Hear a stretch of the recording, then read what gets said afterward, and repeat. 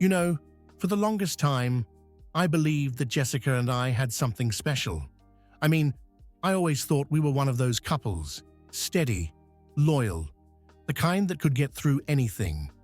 We'd been together for years, and I trusted her completely. There wasn't a doubt in my mind. I used to think loyal women like her were a rare find, and I was lucky. I had everything I wanted, someone who had my back, someone who loved me for me, not for what I could provide. Sure, life wasn't perfect. I wasn't the richest guy around, and we had our ups and downs like any couple, but I always felt like we were solid.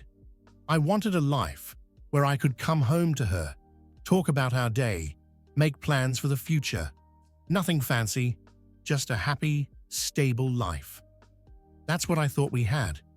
I never imagined that anything could threaten that. There were times when I'd worry about stupid things, like, am I successful enough for her? Am I providing enough? I didn't have the money or status some of her friends' husbands had, but Jessica never made me feel like that mattered. She always said she loved me for who I was, and I believed her. I didn't even let those fears linger for long. I just figured we were happy. And yeah, every now and then, I'd hear stories about people cheating or marriages falling apart, but it always felt like something that happened to other people, not us. Jessica wasn't like that. I had no reason to think she'd ever do anything to hurt me. I was confident in that. But I guess, deep down, there's always that fear. The fear that maybe one day, something would come along and shake up everything I thought was secure. I just never thought it would actually happen to me. Looking back now, I can't believe how blind I was. It started with something I never expected, a casual conversation with my neighbor. You know, the kind of chat where you exchange a few words about the weather, maybe a comment about the yard? That's all it was supposed to be. But then, out of nowhere, he drops a bomb. "Hey, Mark, I've seen Jessica around lately, with some guy, a fancy-looking dude. You know him?" At first, I didn't even register it. I laughed it off, thinking he was mistaken, or maybe just stirring the pot, without meaning any harm. "Jessica? Nah, man, she's not like that." I could hear myself say the words, but there was this little itch in the back of my mind, something that didn't quite sit right. He gave me this look. One of those looks that makes you feel like you've been caught off guard, like he knew something I didn't. "I don't know, man. Just thought you should know. I've seen her with him a couple of times." I nodded, trying to keep it cool. But inside, my stomach was in knots. As I walked away, his words echoed in my head. "Jessica? With some guy? No, that couldn't be. She wouldn't do that to me. We were good, right?" I went home, and everything suddenly felt off. Little things started to bother me. Her phone always buzzing with notifications, the way she'd been more distant lately, those work dinners. She'd been attending more often than usual. My mind started spinning. Had I missed something? Was I blind to it all this time? But still, I pushed it aside. I told myself it was nothing. The neighbor had to be wrong. Jessica would never betray me like that. We were solid, or so I kept telling myself. But deep down, that doubt had started to creep in. No matter how hard I tried to ignore it, it was there, gnawing at me. What if the neighbor was right? What if there was more to Jessica's late nights and those mysterious texts than I wanted to believe? I didn't want to admit it, but something wasn't adding up. And now, I couldn't stop thinking about it. After that conversation with the neighbor, I tried to shake it off. I mean, this was Jessica we were talking about. She wouldn't cheat. She couldn't. We were happy, or at least that's what I thought. So, I did what anyone would do in my position. I convinced myself it was nothing. I started rationalizing every little thing. Those late nights, she was probably just working hard. I mean, she's got a demanding job, and sometimes that means staying late or going out for work dinners, right? And those extra texts on her phone, they had to be from her friends or colleagues, catching up on projects or making plans for the weekend. It was all innocent, or at least that's what I told myself. Every time she smiled at me or gave me a kiss before leaving for work, I felt a little better. I'd think, see, we're fine, she loves me. But there was this nagging feeling in the back of my mind, that tiny voice that whispered, what if? But I kept pushing it down, burying it under excuses. I started focusing on all the good moments we had together. The dinners, the laughs, the way we'd talk about the future. Those memories were what kept me holding on. I kept thinking she wouldn't throw that away for some guy. There's no way. But as much as I tried to rationalize, I couldn't completely shake that doubt. It was always there, lurking beneath the surface. I just didn't want to believe it. I wasn't ready to face the possibility that my marriage might not be what I thought it was. So I kept telling myself everything was fine, that the neighbor was just mistaken, that Jessica was just busy, that we were still solid. But deep down, I knew I was lying to myself. I just wasn't ready to admit it yet. It wasn't even some dramatic moment when I found out. There were no grand confrontations or catching her in the act. No, it was something much smaller. I guess in a way, that made it hurt even more. It was a regular evening. Jessica had gone out, one of those work dinners she'd been having more frequently. I was at home, trying to distract myself. I grabbed her phone off the counter. She'd left it charging like she usually did. I wasn't planning on snooping, but when it buzzed, I couldn't help but glance at the screen. And there it was, a message from him, from David. Can't wait to see you again tomorrow. Last night was incredible. I just froze. It was like the ground had been ripped out from under me. My hands went cold, and I couldn't breathe for a moment. I just stared at that message, hoping somehow I'd read it wrong. But no, it was there, in plain sight. The truth I had been avoiding all along. I didn't even need to open the conversation. That one message told me everything I needed to know. The neighbor was right. Jessica was seeing someone, and not just anyone.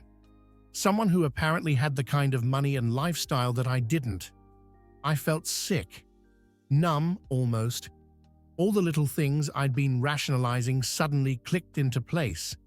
The late nights, the distant looks, the sudden extra effort in her appearance. I had been so blind, so desperate to hold on to the idea that we were fine, that I had ignored everything. I sat there for what felt like hours, just staring at the screen, replaying moments in my head. How long had this been going on? How could she do this to me? To us? I didn't even know how to react. There was anger, sure, but more than that, there was this overwhelming sadness. This was the woman I loved, the woman I had built my life with, and here she was, with someone else. I didn't confront her that night. I couldn't. Instead, I put her phone back on the counter and waited. Waited for her to come home, smiling like nothing was wrong, like she hadn't just shattered my entire world. After that night, everything changed. I tried to go about my days like normal, but nothing felt the same. It was like this heavy weight was pressing down on me, constantly reminding me of what I'd discovered. No matter what I did, that message from David kept playing in my mind, over and over. The worst part wasn't even the betrayal itself. It was what it did to me. My confidence, my self-worth, everything I thought I knew about myself just crumbled. I couldn't stop thinking, why wasn't I enough? That's what it came down to. I felt like I had failed. Maybe I hadn't been successful enough. Maybe I hadn't provided enough. Maybe I wasn't exciting enough. In my head, I started comparing myself to him, to this David guy. I didn't know much about him, but I knew he had money, and in that moment, that seemed to be the only thing that mattered. It's like every insecurity I'd ever had came flooding back. I wasn't the guy with the big house, the flashy car, or the successful career. I was just me. And apparently, that wasn't enough for Jessica. And if I wasn't enough for her, then who was I enough for? The spiral was brutal. I'd wake up in the middle of the night, staring at the ceiling, wondering how things had gone so wrong. During the day, I'd try to focus on work, but I couldn't escape the constant thoughts of failure. My mind kept racing, replaying our entire relationship, trying to figure out where I went wrong. Was it my lack of ambition? The times I didn't listen closely enough? I felt like I was falling apart. I started pulling away from people. I didn't want to tell anyone about what had happened. I couldn't bear the thought of being seen as the guy who got cheated on, the guy who wasn't enough. And the more I isolated myself, the worse it got. The sadness would come in waves, followed by anger, then back to that deep, aching sadness. Some nights, I just sat there, unable to move, feeling like I was sinking deeper into a hole I couldn't climb out of. I didn't know how to fix it. I didn't know how to fix me. I couldn't keep it bottled up anymore. After days of torturing myself with thoughts of what I'd found, I knew I had to confront her. I couldn't keep pretending everything was fine. Couldn't keep acting like I didn't know what she had done. The longer I stayed silent, the more it ate away at me. One evening, when Jessica came home from another one of her work dinners, I decided I couldn't wait any longer. My heart was pounding in my chest, my mind racing, but I knew this conversation was inevitable. We sat down, and I just said it. No build-up, no small talk, just straight to the point. "Who's David?" Her face dropped. She froze, and for a moment, I thought maybe she was going to try to deny it. But the look on her face told me everything I needed to know. She knew she was caught. I kept going, my voice shaking. "I saw the message, Jessica. I know you've been seeing him." She looked away, unable to meet my eyes, and then, after what felt like an eternity, she finally spoke. "Mark, I didn't mean for it to happen. That was it. No excuses, no justifications, just a weak attempt at explaining something that couldn't be explained." I felt my anger bubbling up, but at the same time, there was this overwhelming sadness. This was the woman I had trusted more than anyone, and now here we were, sitting in the wreckage of our marriage. I asked her the question that had been burning in my mind. Why? Why him? Why would you do this to me? She didn't have an answer that made any sense. She mumbled something about feeling neglected, about how David had made her feel special, like she mattered. But all I heard was that I wasn't enough, that despite everything I had tried to be for her, it wasn't enough to keep her from seeking out someone else. I didn't yell, I didn't scream, I just sat there, numb, as she tried to explain herself. I was too exhausted, too hurt to even argue. She looked at me, tears in her eyes, and said, "I'm sorry. I didn't want to hurt you." But it was too late for apologies. The damage was done. There was nothing she could say that would undo what had happened. I just nodded, stood up, and walked out of the room. I didn't know what else to do. I couldn't bear to look at her, couldn't bear to sit there and listen to her try to explain away something that had shattered everything I thought I knew. I couldn't keep it bottled up anymore. After days of torturing myself with thoughts of what I'd found, I knew I had to confront her. I couldn't keep pretending everything was fine. Couldn't keep acting like I didn't know what she had done.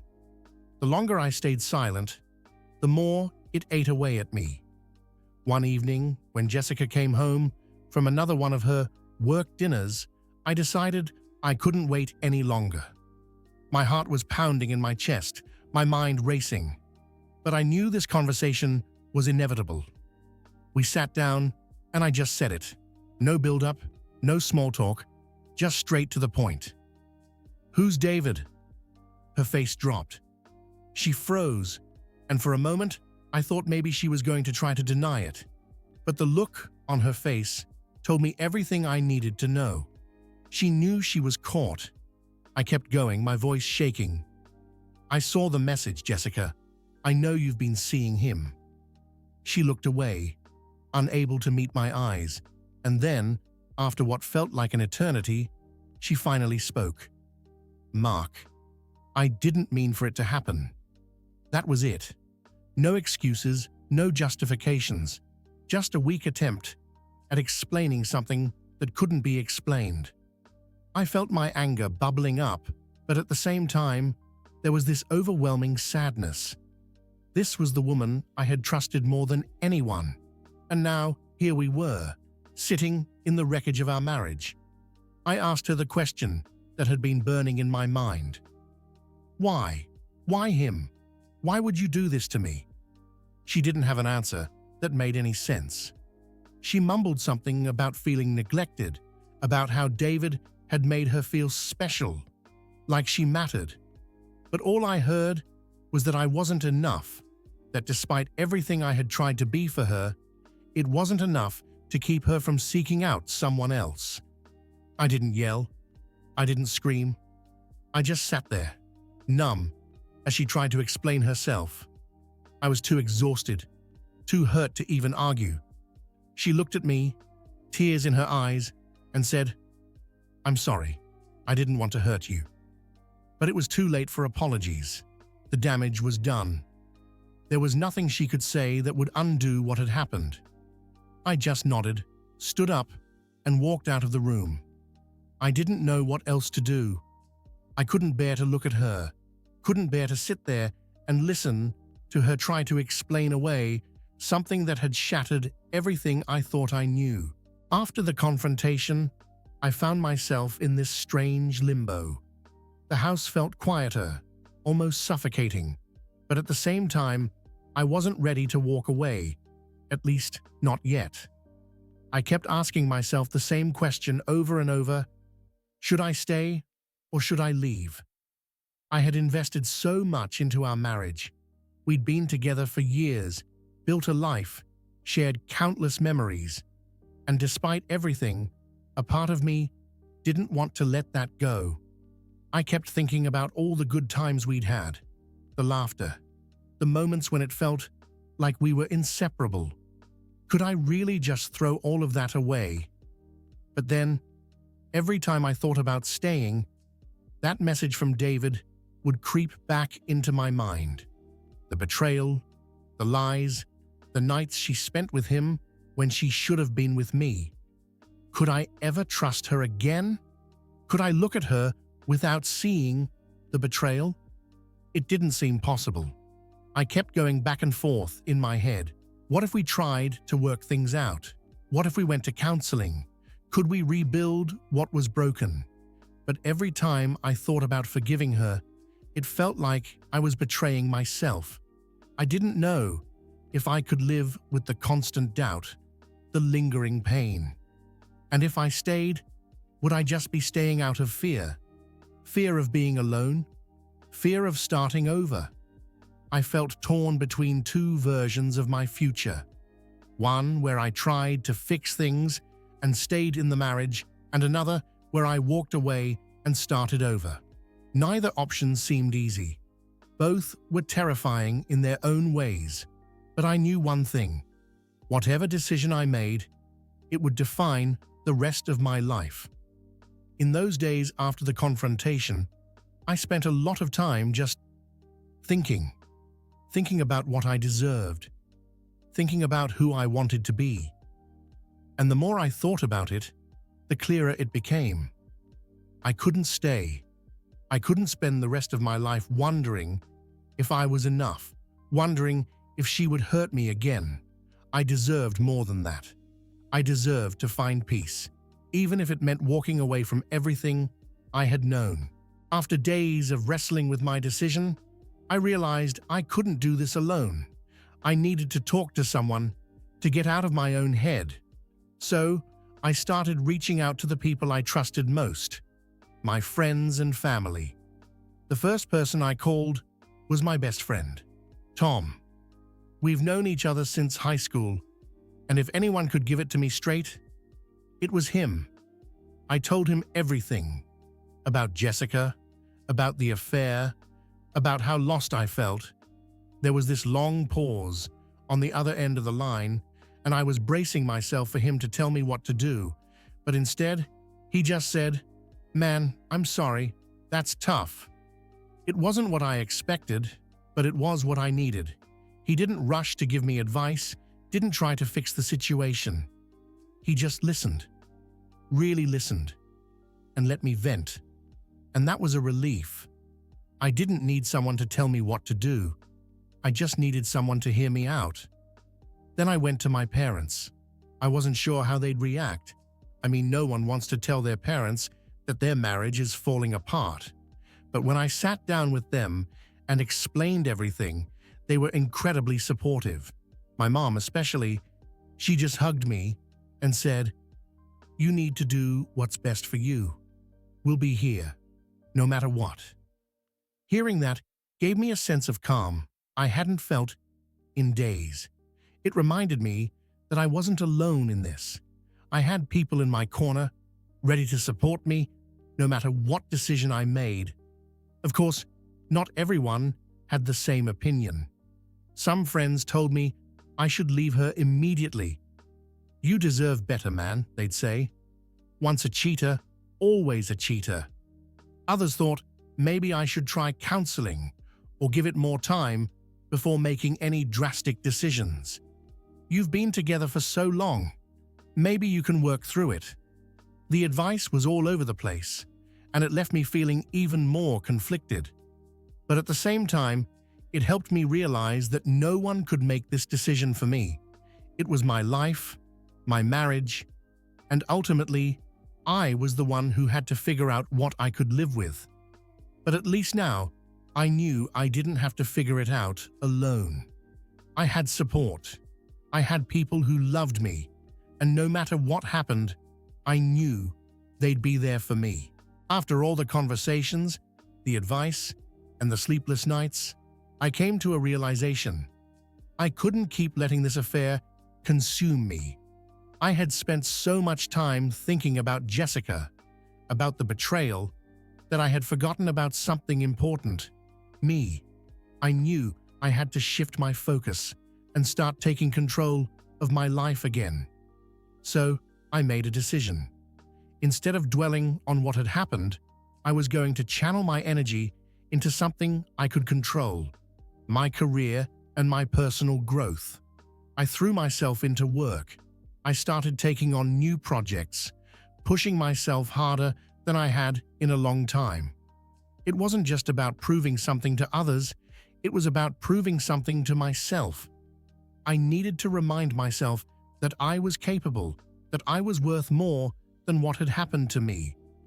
The more I focused on work, the more I started to feel like myself again. I began to regain confidence, not just in my abilities, but in who I was as a person. Each small success at work became a building block for my recovery. It wasn't just about climbing the corporate ladder. It was about rebuilding my sense of self-worth. But it wasn't only about work. I knew I had to take care of my mental and physical health too. I started going to the gym again, something I hadn't done consistently in a while.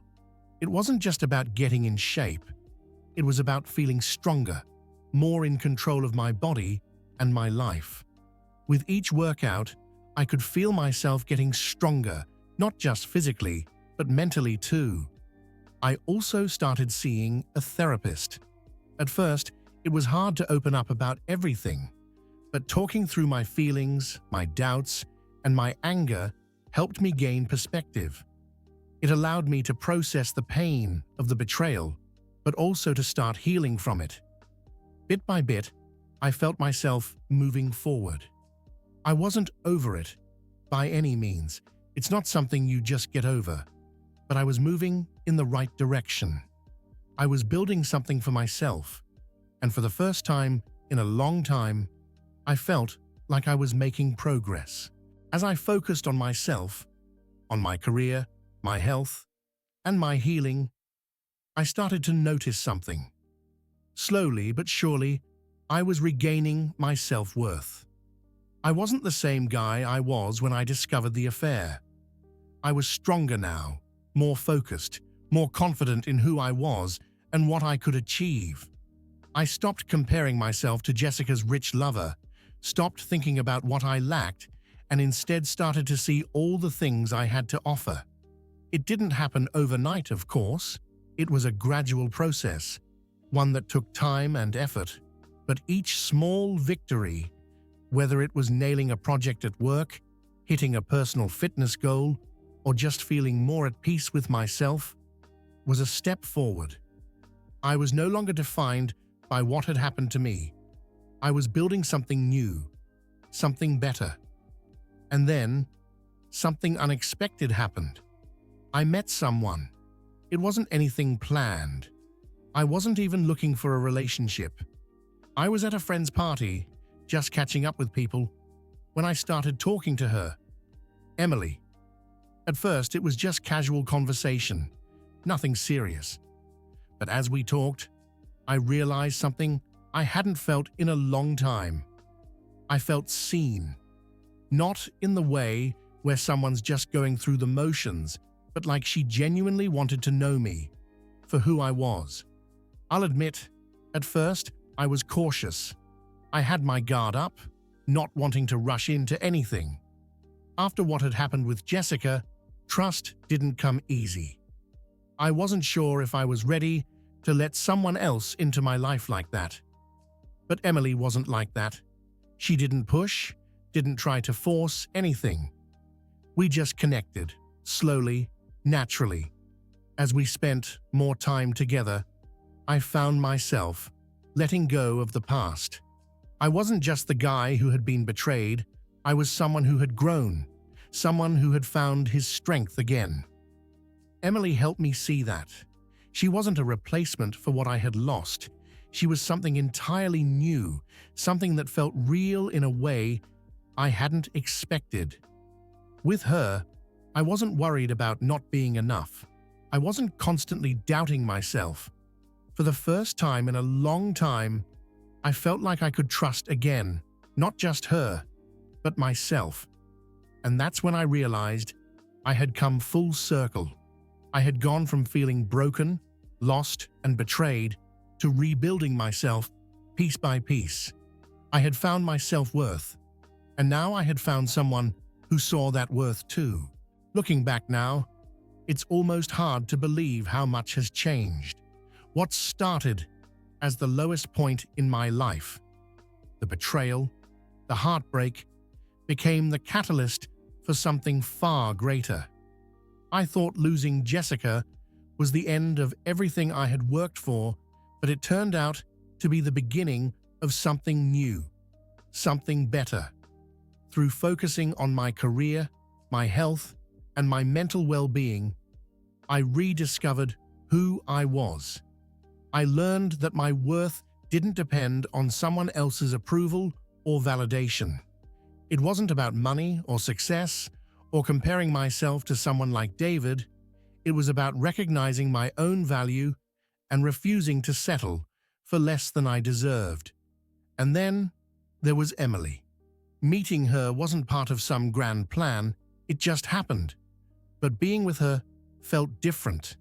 With her, there were no games, no doubts, just genuine connection and trust. I didn't feel the need to constantly prove myself or wonder if I was enough. She saw me, truly saw me, for who I was and loved me for that. For the first time in a long time, I felt happy. Not the kind of happiness that depends on external things like money or status, but the kind that comes from within. the kind that comes from knowing you've worked through the pain, grown from it, and come out stronger on the other side. I realized that Jessica's betrayal, as painful as it was, had actually given me the push I needed. It forced me to face the parts of myself that I had ignored for too long, and in doing so, I found not only success, but true happiness. It's funny how life works. What I thought was the end was really just the beginning. And now, standing here today, I can honestly say I'm grateful for where the journey has taken me. I've discovered that happiness doesn't come from clinging to what's comfortable. It comes from growing, from letting go of what no longer serves you, and from embracing the unknown with open arms. And with Emily by my side, I know that no matter what comes next, I'm ready for it. I've rebuilt myself, found love again, and most importantly, I've found peace.